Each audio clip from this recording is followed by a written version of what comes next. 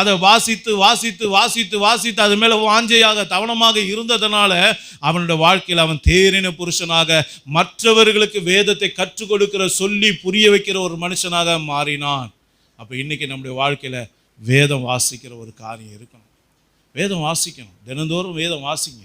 வெறும் ஒரு வசனத்தை வாசித்து போகிறதில்ல, கேலண்டரில் இருக்குது, அதை சொல்லலை ஆண்டவர். நீ உட்காந்து அதுக்குன்னு ஒரு நேரம் ஒதுக்கணும். 1/2 மணி நேரமோ 1 மணி நேரமோ ஒதுக்கி வேதத்தை வாசிக்கணும். நீங்கள் வாசிக்க வாசிக்க தான் உங்களால் வளர்ச்சி அடைய முடியும். 2வது சங்கீதம் 1:2-3 வாசிங்க.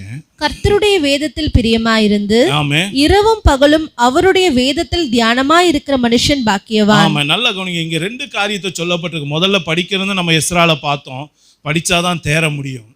2வதாக கர்த்தருடைய வேத புஸ்தகத்தை நாம் எப்படி இருக்கணுமா, இரவும் பகலும் பிரியமா இருக்கணும். வேத புஸ்தகம் எத்தனை பேருக்கு பிரியமா இருக்கு? யோசனை பண்ணி பாருங்க, எத்தனை பேருக்கு பிரியமா இருக்கு? இன்னைக்கு ஒரு செல்ஃபோனை எடுக்கிற ஒரு ஆர்வம் இன்னைக்கு வேத புஸ்தகத்தை எடுக்கிறதுக்கு நமக்கு இருக்கா? ஒரு ஃப்ரெண்டை போய் பார்க்குற ஒரு ஆர்வம் இன்னைக்கு வேத புஸ்தகத்தை எடுக்கிற ஒரு காரியத்தில் இருக்கா? யோசிச்சு பாருங்க. அப்போ இன்னைக்கு அருமையான தேவனுடைய பிள்ளைகள் இருக்க வேண்டிய ஒரு மிக முக்கியமான ஒரு காரியமே இயேசப்பாவுடைய வேதத்தை நாம் பிரியமாக நம்ம பார்க்கணும். நல்லா புரிந்து கொள்ளுங்க. நீங்கள் அதை பிரியமாக பார்த்து 2வது நம்ம செய்ய வேண்டியது என்ன? தியானிக்கணும். முதல்ல படிக்கணும், 2வது அது பிரியமாக இருக்கணும், இன்பமாக இருக்கணும், 3வது அதை தியானிக்கணும். அது மாத்திரம் இல்லை, இன்னொரு காரியத்தை வாசிங்க. வெளிப்படுத்தின விசேஷம் 1ஆம் அதிகாரம் 3ஆம் வசனத்தை வாசிங்க. இந்த தீர்க்க தரிசன வசனங்களை வாசிக்கிறவனும் கேட்கிறவர்களும் இதில் எழுதி இருக்கிறவர்களை கை கொள்ளுகிறவர்களும் பாக்கியவான்கள்.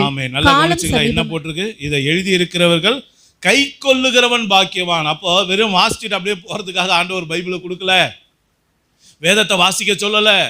அப்ப எதுக்காக ஆண்டவர் வேதத்தை கொடுத்திருக்கிறாரு, நம்ம கையிலலாம் கொடுத்திருக்காருன்னா, நம்ம வாசித்து அதன் மேல பிரியமா இருந்து அதை தியானித்து அதை கை கொள்ளணும். உன் வாழ்க்கையில் அதை நடைமுறைப்படுத்தணும். வசனம் சொல்லுகிறபடி உன் வாழ்க்கையை நீ அமைக்கணும்.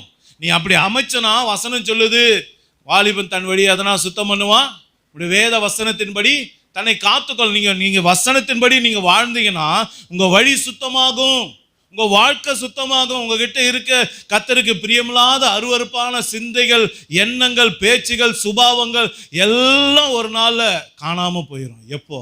வசனத்தின்படி வாழ உங்களை ஒப்பு கொடுக்கும் போது.